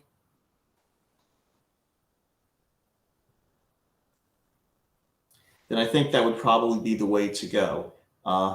Sandia, do you have any additional comments? Professor Mercy, as you mentioned, that all the presenters have done a brilliant job today. Also, we had some presentations on the construction, demolition, and waste management. We had presentation by Mr. Babu Rajendra Prasad regarding biofuels, which was also different but very interesting. Overall, I believe everyone has done a brilliant job. Also, the work by Mr. Pradeep Kumar and Rajesh in Delhi, they have done a brilliant job. They're presently they're at Shastra Park, and they're doing a lot of work with trying to move towards a seamless integration of the demolition process, demolition processing, and the manufacture of recycled waste. But then they stated some of the the problems that they are having with the recycled products in the market. So that might be something that could be addressed. Mr. Rajesh Kumar from Roorkee has done a good job with the Aircrete, and I believe they have a new system, and I would be really interested to so right now, I actually have a question for Mr. Rajesh Kumar. You mentioned that the water cement ratio that you are using for your system is around, you tested from within a range of 0.6 to 1.25, and you came up with the result that an optimum water cement ratio would be around 1.25, I believe, if I'm not getting it wrong. Am I audible? Yes, you are.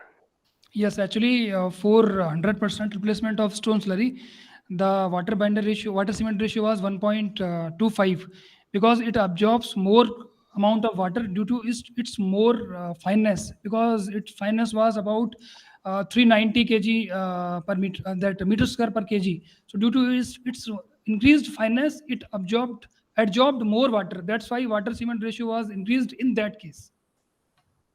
Okay, and so my next question is, if you have such a high water cement ratio of 1.25, then how about the strength? Because I think I missed that slide. You were talking about strength and tensile strength. I'm really interested to know, like, how does your compressive strength compare against traditionally produced concrete, which has, say, a water cement ratio of 0.3 or 0.4? Like how much is the difference in the compressive strength? Are you having a gain in strength, or if you're having a reduction?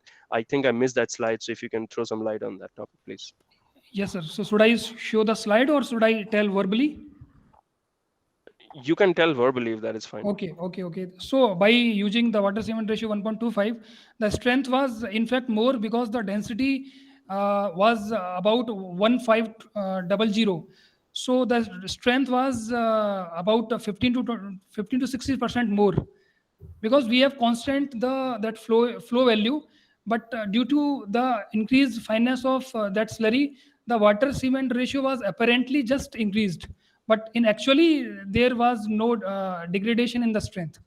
So there was 15 to 16% increase in strength in comparison to what? Like, what was your in in, reference com- sample? in comparison to that control cement, that control CFC blocks, in which we didn't use any amount of slurry, so 0% of stone slurry we have used. So in comparison to Okay. that, the increment in the strength was there. And what was the water cement ratio for the reference sample? Yes, it was 0.60 only, because the Okay. fineness of sand, that it is very less as compared to that stone slurry. Okay. Very, very good work. Thank you. So to conclude the session, again, one more question for anyone who wishes to add anything to this really, really informative session, really valuable and important session. Additional comments, questions? Well, then I would like to again thank all of the speakers for some very valuable information. I'd like to thank those who participated in the discussion. Before I say good morning, good afternoon, and good evening to all of us, I'd also like to direct us to the chat. If you can see there is a request to fill in a form for certificates, if you would like to do so and provide feedback. And also for anyone who wants to help with the organizing of next year's ICON as well, there is an email address there. And with that, what I'd like to do, I'm sorry, let me back up. As I was about to conclude, we now have a question. Yes, please, Mr. Amir. Go ahead. You are muted. Sorry. Yeah. Am I now? No, now you're fine. Very audible. Okay. Good evening, everyone. So my question is regarding this construction and demolition waste recycling particularly. So at your place, I wanted to know if you are using on-site recycling tools, any kind of on-site recycling tools apart from the off-site facilities that are available for recycling of C&D waste, that are converting them into fly ash bricks or concrete recycle aggregates. So are you using any on-site, like a portable kind of tools that is mobile and that could be taken away to a next site? I'm sure I'm able to explain my question. No, I think that was very clear. So I think what you're asking about is experience with using materials on the site of the construction and demolition project, as if an old building is being demolished, a new one Yes. being constructed. Do you on site use the materials there rather than sending them off for another project? Yes. Yes, Mr. Kandawal. To reduce the embodied energy and the related energies that are related with the transportation and the management thing. So Yes. can we use a mobile system? Are you using a mobile system at your place? Okay. Mr. Kandawal, you had raised your hand. Yes, basically there are a lot of systems are there which you can use an on-site recycling unit. Some mobile and conveyor systems are there which suppress the dust, and you can reuse your whatever the demolition you did it.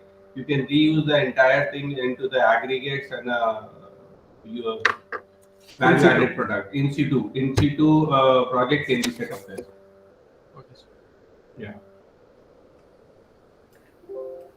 I like to add to Mr. Khandelwal, because you know that the in situ recycling for CD waste it is very expensive if you really want to make a recycled product in situ. But what is done is uh, for CD waste recycling, the separation of the waste and maybe the breaking of those things like lumps and others, that is more important to make the feedstock compatible for recycling.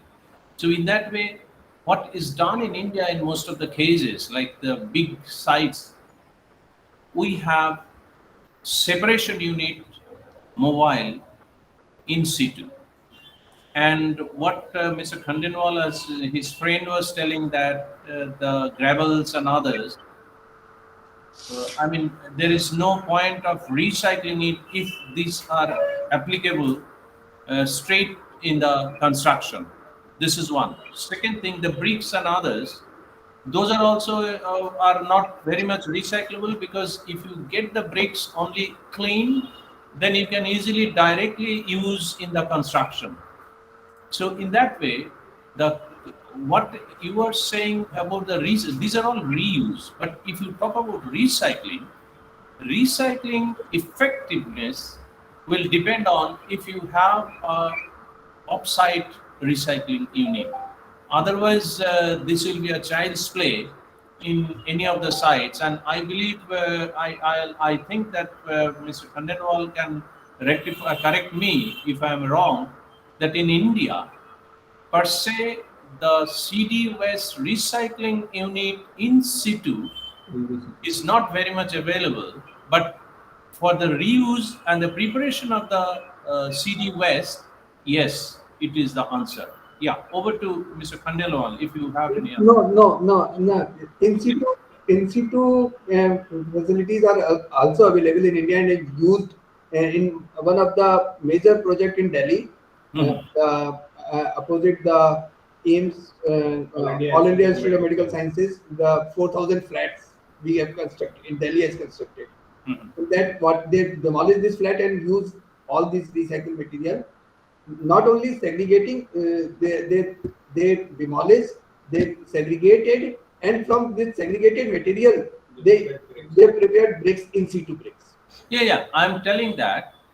I mean, they are not making blocks.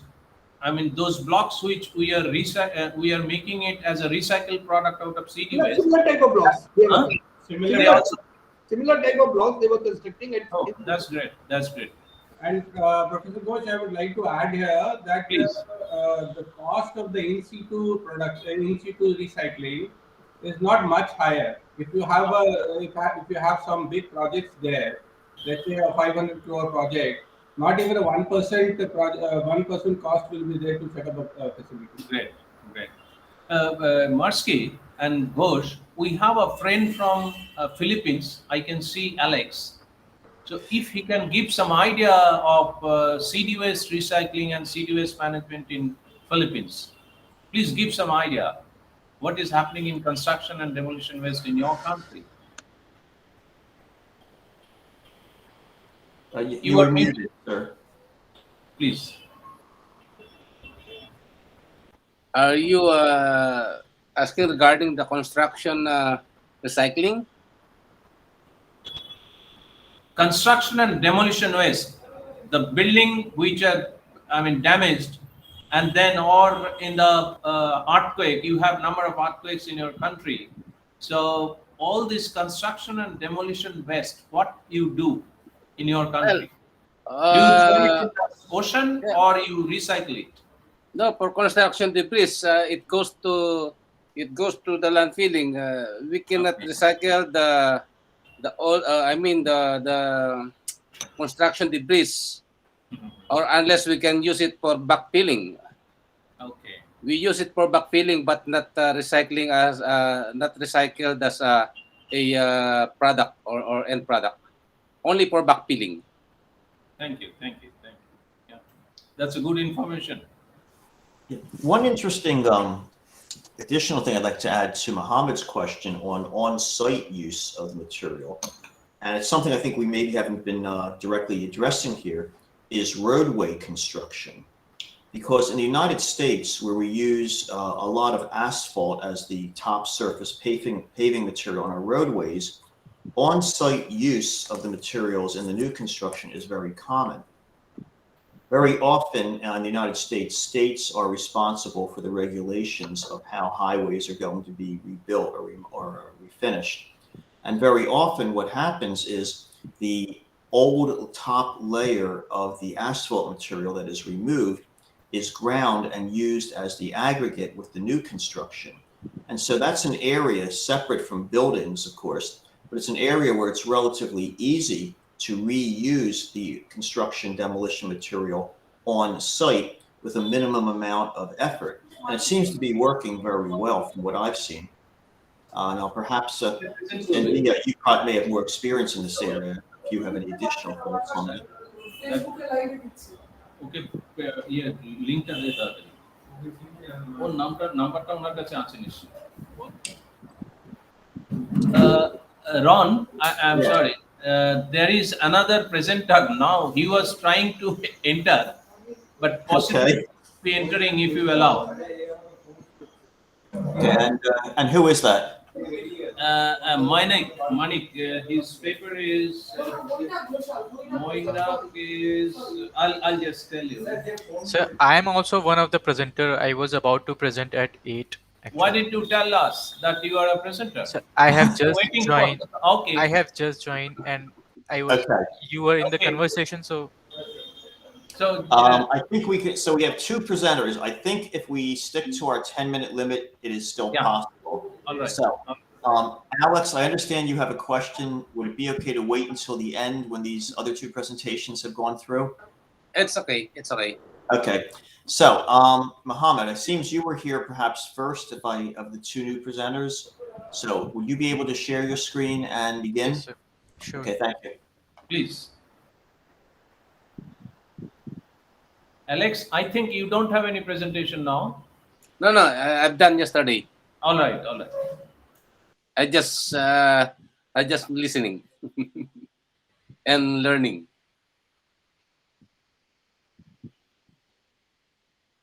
Okay. So, are you able to see my presentation? Yes. Hello. We are. Okay. So I'm starting. Okay. So I'm a research assistant here at Lucknow at Faculty of Architecture and Planning, and we are doing a CST funded project in Faculty of Architecture and Planning. So it is upon the construction and demolition waste. So we are assessing the construction and demolition waste to develop recycled material.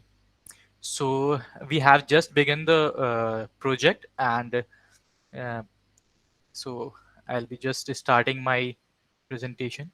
So we have just made a review right now over the C&D waste management in India and what are the most recent developments, and we have tried to conclude it with the way forward. So all this situation must have been already discussed since I'm the one of the last presenter, but I will just briefly explain why we went for this project. So we already knew that there is a spur in construction demolition waste management activities and recycling, and this is all happening in India because of few basic things that are apparent and that could be observed in the country, and these are expansion of housing stocks under the Prime Minister Awas Yojana program, and the apparent booming construction industry, the exigency for alternative natural resources, and the growing issues of undesirable C&D waste landfills. There are the major few are the major issues in the country.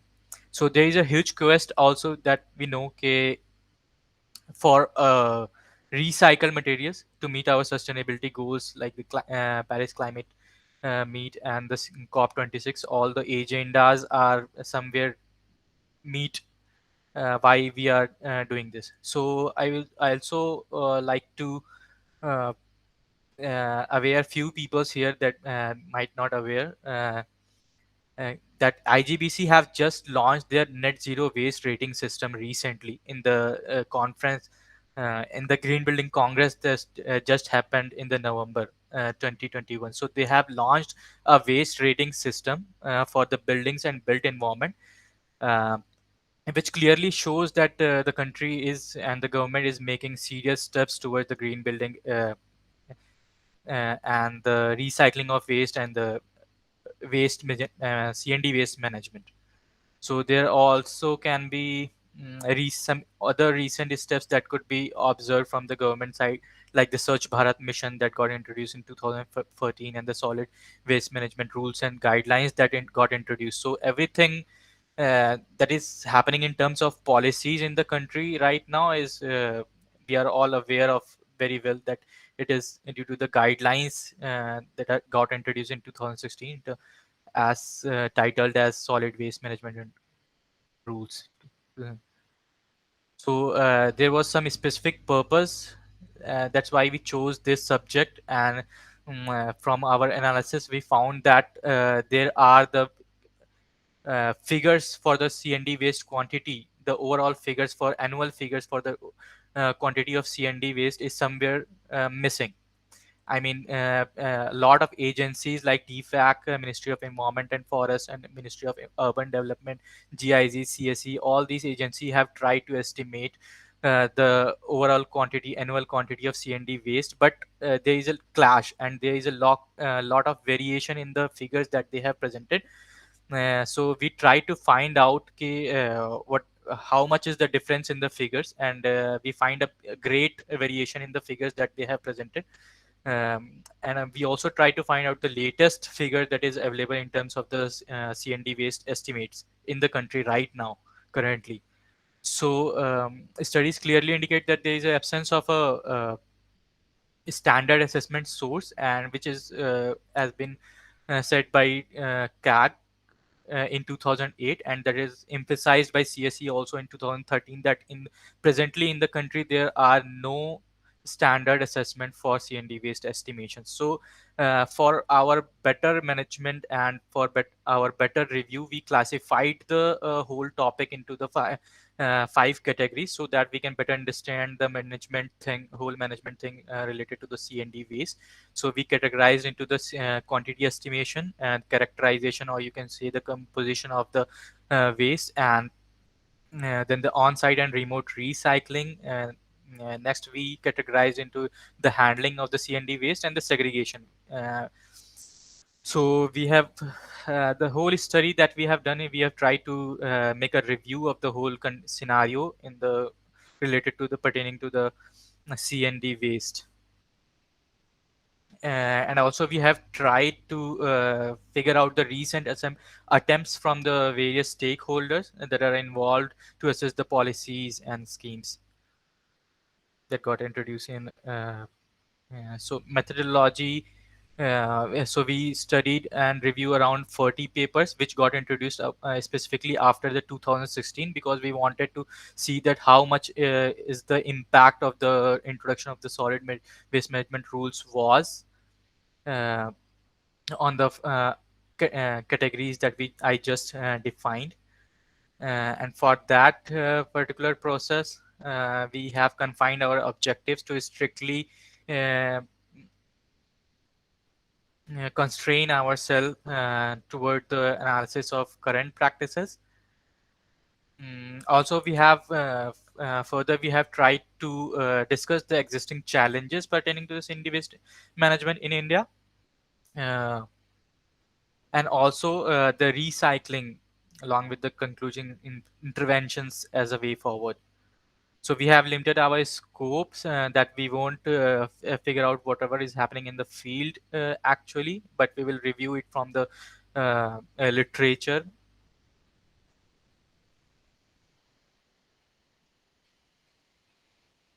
Yes, so I will just quickly discuss our results that we found uh, in the all those categories. So, in terms of the CND waste quantity and estimations, we found it was a major observations from our review that the estimated quantity by TFAC in 2001 is still being referred by most of the formal agencies like BMTPC, CPCB, and GIZ and CSE. all these are still referring the estimation that was done long ago in 2001 by the TFAC, and that shows the quantity to be around 12 to 15 million tons annually. But many of the researchers have also tried to figure out the estimation, to figure out the quantity of the CND waste, and they have found that 150 to 160 is the annual quantity that is being generated. So there is a lot of difference in the figures that have been estimated, and 150 and to 160 is the, as you people must be aware with, 150 to 160 tons annually is the figure being referred right now by the researchers, but it is not formal by any it is not by any formal agencies that have approved it. So we also find that among the cities of India, Mumbai and Pune are the highest, owing to their uh, lack of robust management system in the cities, which are the tier 1 cities. So and it also owes it to the high population growth uh, in the tier 1 cities. We also find from a study by Hawk that India is one of the India is the country which is producing the least CND waste right now. But that figure couldn't be like generalized, or I will say that figure could not be uh, f- conceived as an indication that India is producing a least amount, because there is a lack of estimation uh, is responsible for this figure, and not that the India is producing the least amount of CND waste. Yes, we are producing if we compare to the Asian giants like China and Japan, but still the figure couldn't be very much approved, because there is a lack of estimation that has been found, and uh, we have discussed the parameters that are responsible for those lack of the estimations, or the difference in the figures from Hawk, and the one that has been set by the World Bank, which says that all the Asian countries uh, at least produce around 1,000 waste. 1,000. Sorry, I'm missing the figure. I haven't written it here. Please try to complete within the next minute because of the 10-minute time limit on presentations. Sure. Thank you. So, how much minutes I have left, sir? I would say 1 minute approximately. 1 minute. Okay, so Yeah. I will wrap up with my important results and discussions. Yeah.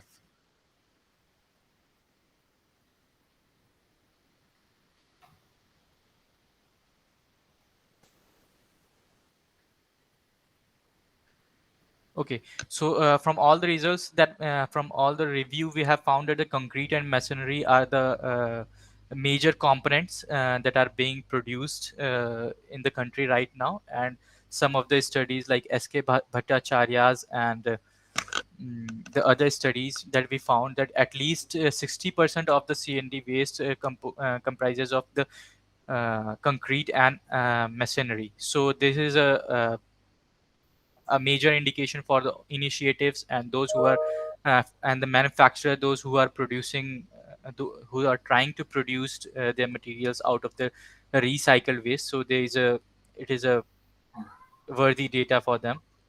But the point is that the concrete and masonry are the waste that are not being ignored for the most of the times whenever the management is involved. So because most of the segregation is happened in India by the informal sector actually, and for them concrete and masonry are not the basic, or not that much important, because they are not aware of these datas, or they are not informed about the concrete and masonry importance, but they give more importance to the materials like metals and pipes, and because of this these are the things that are mostly being segregated in India, and concrete and masonry, along with the topsoil, are being ignored. But we have recently seen that the green building codes in India have incorporated the topsoil thing, but the Okay. concrete and yes, okay. I Thank you. think I think we see the findings there. Okay, thank you very much. I apologize. We do have the time limit. Okay. Okay. Our last speaker, who Professor Ghosh said has arrived, and who are you? Is there an additional speaker? Amir. I Well, am no, I Muhammad understand. Amir. No, I understand, Mohammed. I think Professor Ghosh had indicated there might be another speaker, or perhaps he was referring to you. Is there another speaker who has not yet had a chance to make the presentation? Okay, then I think we actually are quite well doing what we should be doing for our schedule. Are there any questions for Mohammed, who was just presented, or any of the other presenters for that matter? Okay, Alex, you had a question previously. Are you there, Alex? I'm sorry, you're still muted. Yeah. Yeah. Did you hear me now? Yes. Yeah. Good evening, Ron. I just want to add something regarding what our chairman, Saddam Ghosh, asked me before this earlier regarding the construction debris or construction demolition. Of course, for the metals, woods like that, plastics, is all recycled. No, but for the construction debris, it can, as I said, most of this reuse as backfilling. No? Because if we will bring this to the landfill, it will fill up the landfill. It is not good for the landfill. But we can do the recycle of construction debris like cement or sand like that. But we recycle it. We do it like bricks or blocks. But these blocks are used for fencing only, not good for loading materials or for the loading with load in the building, because it is not feasible to use it for load bearing. So it's only for fencing or mixed for pavement, concrete pavement. That's all. Okay, no, that's very useful information. Thank you. Yeah. In fact, Alex, you are saying that everything goes as debris, but actually it's not. I mean, what happens if you just analyze? I'll just take 1 minute. If you analyze that maybe 30 to 35%, the number may be little plus minus, and then all I can tell you. Only that percentage is the gravels, and bricks and others. Yes. But the rest of the material, I'm quite sure, a country like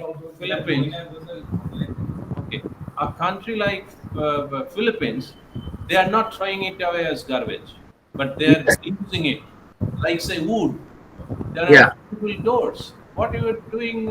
So there are the steels. So I'm quite sure a percentage of the CD waste is being recycled and reused even in Philippines, in most of the countries. But the rest of the material which are really tough to recycle, that may be going to landfill or other things. So, however, Professor Ron, now I can see Moina Ghoshal. So, but we have very little time to spend. So you just take over. What to do? Mainak, you were scheduled for 2 presentations, am I correct? No. He has only 1 presentation. That's a repeat. Okay. Yeah, that's a repeat. Unless this will cause problems for a subsequent session, which I don't think there is. This is the end of the day, am I correct? There are no sessions after this? Is that correct, Sam? Then I think, would you like to make your presentation, Professor Mainak? Yes. Why not please make it? Thank you. I think you. Yeah, please, and maybe run. We're having some trouble hearing you, Professor Manik. Yeah.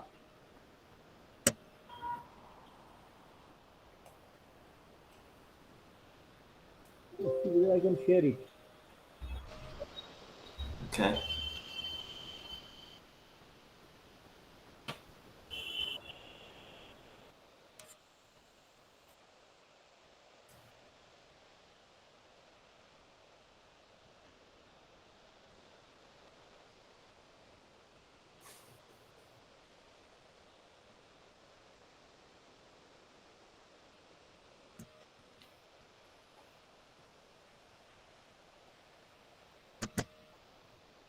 Is the screen coming? My Yes, we see a folder. coming? Yes.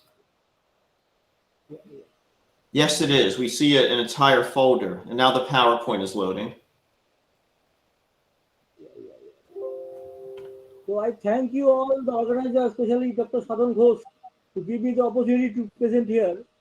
The 11th IconSWM Mitigating the Unknown Risk in Construction and Demolition is my topic today. Myself, Moina Ghoshal, consulting civil engineer, Joint Secretary, Colas Institute of India, PhD scholar from ISD Shipur, and also assistant professor from Macau, West Bengal. Now, there are many reports, media reports regarding this CND waste. So many cities in India are producing so many waste, but where are these waste going? We are not able to recycle the waste properly. These are the Times of India report. CND waste generated 2.5 tons to 3,000 tons per day. This is also debatable. We need some more reports. 6850 metric ton of CND waste in generated daily, but only 2650 is disposed of. Demolition waste is a paper report 52 times more than the Ministry of Environment and Forest estimate. 2013 report. So Bangalore, Hyderabad, Mumbai, Delhi, Calcutta, Chennai, Pune, or Vizag, their waste are piling up day by day, and we need the Airports Authority of India approval to sort of carry out the processing of all this uh, daily work. 25% of municipal solid waste is of CND waste. This is a paper from Akhilesh Kumar, recent tendency solid waste research in environmental sustainability, and you see typical Indian cities report. And CND activities release concrete dust. It gives a report or nanotechnology in construction and demolition, what we know and what we do not know, 2017. So this concrete dust is released by construction and demolition activities, but there are very little literature review available to conclude about this concrete dust, because there may be micromaterial, there may be nanoscaled material in the concrete dust, or they may turn out to be nanoscaled in the recent in the coming future. This is a AECOM source which says that many of our building products now, as days goes on increasing the future, they are being made of nanomaterials, to be precise, and there may be solar panels in the rooftop. There may be roads. There may be glasses in the buildings, and what's not. There may be also bridges, but the applications are mainly of coatings, castings, and others also the nanotechnology. So there are many examples of coatings, as I told before. SSP Museum, Rome, KLDA, Japanese Fort Bridge, UK. This is Japanese building. Narita Airport, also Japanese airport. London Olympic Stadium. They have all used nano paints, nano application in paints. And you see the nano fabrication. There is Jubilee Church, Rome, 1996. From 1996, we start getting this nano applications in building. 2001, France architecture. There is a hotel in France, 2003. Hospital in Mexico, 2001. They all use nanotitanium dioxide as a photocatalytic material, as per a paper, Refinery Turkey 2014. Now, this is also AECOM paper which says if energy efficient building or housing of the future will use this chromatic glass coatings, nano coatings on the roof, nano concrete additives they will use, nano basalt structural beams they will use, The lights, they will use OLED lights with nano applications, of course, and insulation, nano result, nano level solar cells in roof. They will be using. So also, Dr. Abdul Kalam says 4 technologies are going to drive the future: biotechnology, nanotechnology, information, and environment technology. Out of these 4, we have come 3. We have saw 3: biotechnology, information technology, and environment technology in a huge way. But nano is coming, and I think we should. The test result, I performed certain tests in my IST in our IST Shipul lab regarding the nanomaterials in cement composites, in cement mortar, and in also concrete, and I have found very good result. This is my paper, was a paper, and you see in cement composite, you see this increase 28 days. This nano application has increased 3 months. It increased more. This is using I have used carbon nanotubes, and in 12 months or the 1 year, I'm getting a double the strength what I got at 28 days. The reference, but without nano application or without carbon nanotubes, the complete M40 results. So it's a huge boost, and also it is more durable, as you saw, 1 year, and more sustainable because carbon nanotube can be produced from waste. This my structural nano titanium dioxide in cement composite. This I added 1% nanotitanium dioxide with respect to cement weight, and see at 1 year it is being good strength. 28 days got, but it in midterm it got decreasing 90 and 1 year, but 37% increase at 1 year. So nano has good potential in application, unique properties, but there is also a negative part of these nanomaterials. This is a toxicity mechanism. This is a paper from Lee et al. Which says these nanomaterials, especially titanium dioxide and carbon nanotubes, they generate reactive oxygen species, ROS, they are calling it. And these oxygen species, they directly oxidize the protein in the cell. Or another thing, they also disturb disintegrate the cell wall. And it breaks open tears open the cell and causes whatnot. These are the 2 pictures I got, which says this possible toxicity, which needs to be studied in great details. Another thing is optical microbe larva. This Asrani lion, they carried out some tests in using this normal embryo in the G and the H. You see the malformed embryo and the dead embryo due to this nano treatment, with and without nano treatment, optical micrographs. This is a paper I just told you. Now findings. C&D waste management rules apply to every waste recycling from construction and other thing. 2016 we got C&D waste management rules. Then guidelines on environment management of construction demolition waste 2016. Then strategy for promoting and processing of construction demolition waste. This is Ministry of Housing and Urban Affairs 2018. Then BMTPC, Building Materials and Technology Promotion Council, Ministry of Housing and Urban Affairs. Utilization of recycled produce of construction demolition. All are saying this type of waste is produced, but no one is actually throwing light on how to recycle it, or rather how to utilize the waste, or how to create a circular economy using this waste. This is our IS 383 code, Indian Standard Specification for Coast.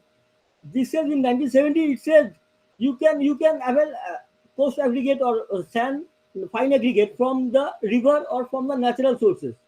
And now they are saying very good 2020. They have amended it 2016. They are saying you can use fly ash, bottom ash, and all those non-virgin products in plain cement concrete, and up to at a certain part in the also reinforced cement concrete. The latest amendment of IS 383, which is a very good sign. And also 2020, European Union and India partners for circular economy and source efficiency.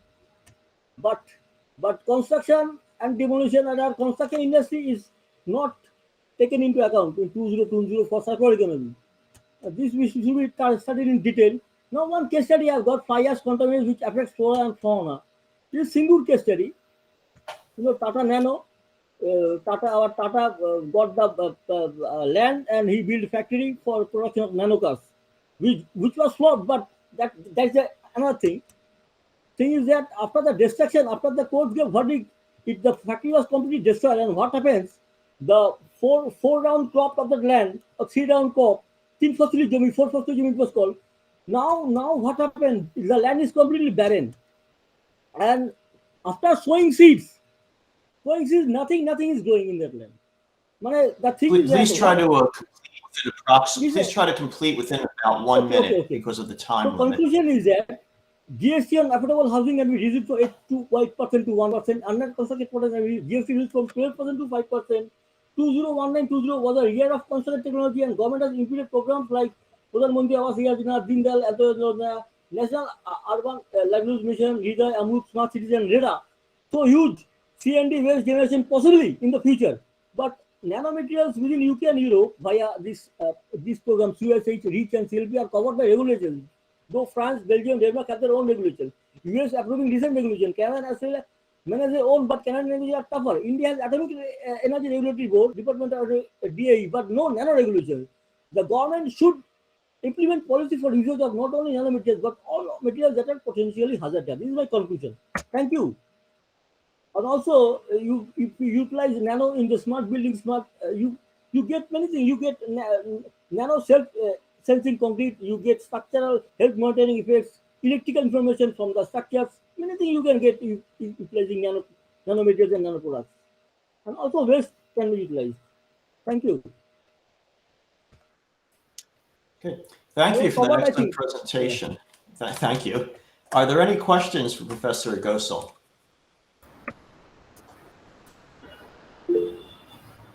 Yeah, Mohammed, you have a question? Please unmute and go ahead. Sorry. Yes. You have showed us some buildings that are constructed with the use of a nano. Yeah.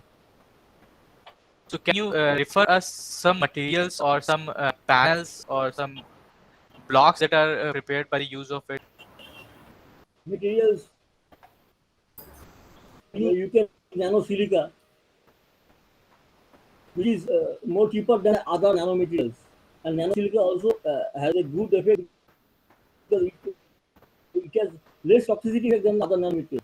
You can it comes from this rice husk ash, RHA, and India is producing rice in huge areas. So rice has should can you tell us some conventional materials like bricks or anything that has been replaced by the nano thing? We in India are not going the nano way, where our European counterpart or China and Japan has done. So you can use, of course, nano silica, and there are other materials you can use this as a filler. You can use like you are using fire bricks. Fire bricks, you can use nano filler in the fire bricks also.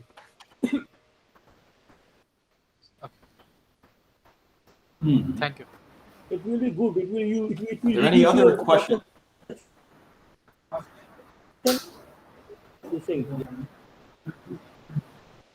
Are there any other questions or comments? I would like to make a comment on Professor Ghosal's presentation. Professor Ghosal, first of all, it was a wonderful presentation. You made comments about nanotechnology and how it should be incorporated. You shared a slide where you talked about doing some tests on the compression strength using nano carbon tubes, carbon nanotubes. Right. I just wanted to make a comment that your results were good. I mean, they looked very decent and they looked. They look very nice. But the thing is, just a way of commenting that if you incorporate some 3-point bending tests in your test regime, then you will also get a very good curve because I think rather than compression test, tensile test would be more significant in this regard because crack initiation or any kind of microstress redistribution in concrete will be dependent on the tensile strength of concrete. So if you incorporate maybe a tensile test regime or maybe a 3-point bending test regime, it will be a much more robust result that you might have. It was just a comment. And also the point you shared a slide regarding some larva or some embryo. I'm not sure exactly. I did not quite concentrate on that slide, but I just want to make a comment that work is being done worldwide right now. We are coming up with something called bioconcrete. We are also doing some work here at the University of Colorado. We are working with bioconcrete, where we are introducing bacteria in the concrete, and the objective of the product, maybe not now, in the next 10 years or something, we are trying to come up with something called self-healing concrete. Maybe not a completely demolished structure, but if there's a slight crack in the structure, or maybe a hairline crack in the structure, the concrete we are trying to develop, that is going to self-heal, and it's maybe over a few months or weeks, it's going to self-heal that crack using the bacteria that is present in the concrete. I mean, it's in a very niche stage right now. There's some going on with the defense agencies and stuff, but this is something that we are just working on. I just wanted to make a comment, but a very good presentation otherwise. I want to add one point. Our lab, ISWMAW, has developed self-healing concrete. They developed it. Yes, I just wanted to mention that it's being done bacteria. worldwide, just as a concrete. Yeah. But it has had some processual difficulties. You can directly add nano, but it cannot be directly added, the bacteria. It has to be matured and yes, for sure. That's what I'm saying. It's a very niche stage, the research right now, but maybe in the next few years we'll have something that can be used commercially, is what I'm saying. Yeah. Okay, thank you for those observations. Do we have any further comments or questions? Well, I think this was an excellent session. We all experienced technical issues which happen from time to time. Given that we are located pretty much everywhere in the world right now, I think this went very well. Professor Saman, we are slightly over schedule, but just appropriate time to conclude the session.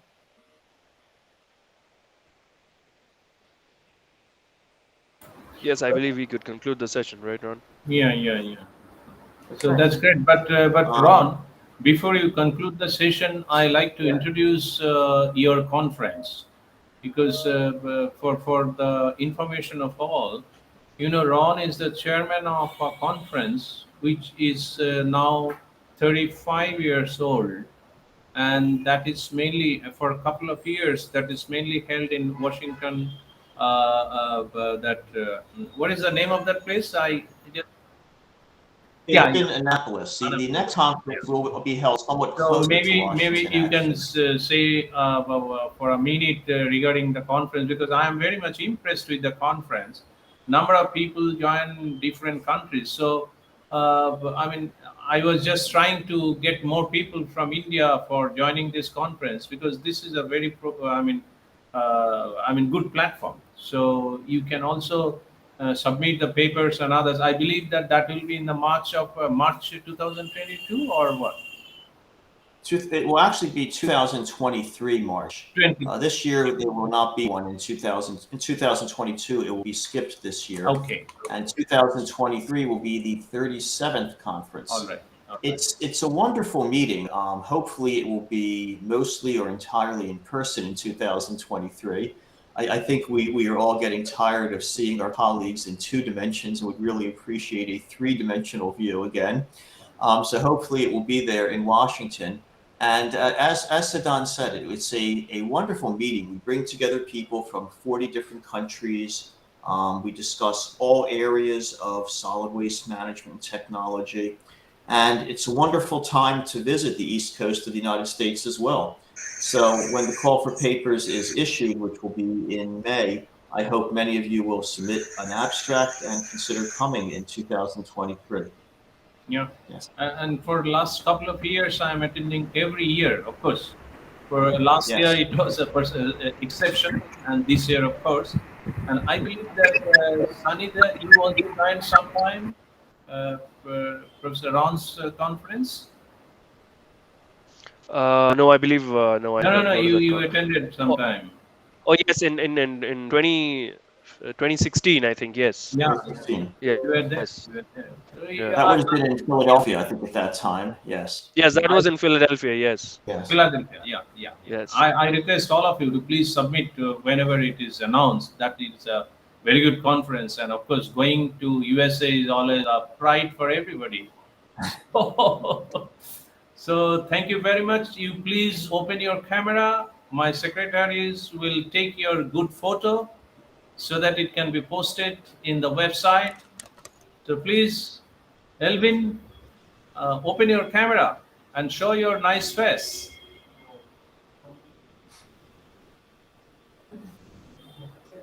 Okay, hey, you take your photo. Okay, good. Smile once again.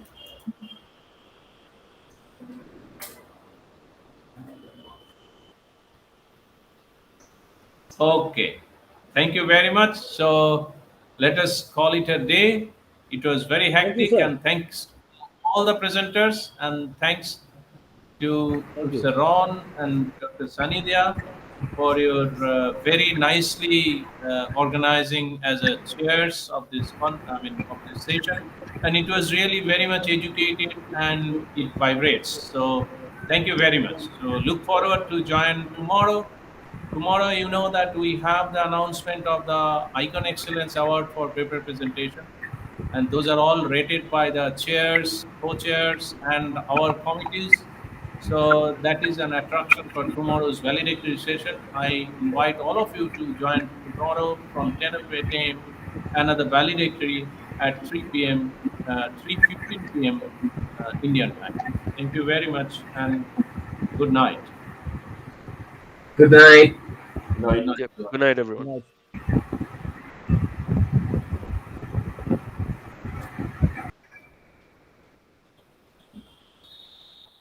চলো ভাই এক হয়েছে ওকে C you বন্ধ করে দিই হ্যাঁ বাবা কালকে খুলিস এই রেকর্ডিংটা বন্ধ করতে হবে তো স্টপ রেকর্ডিং ওকে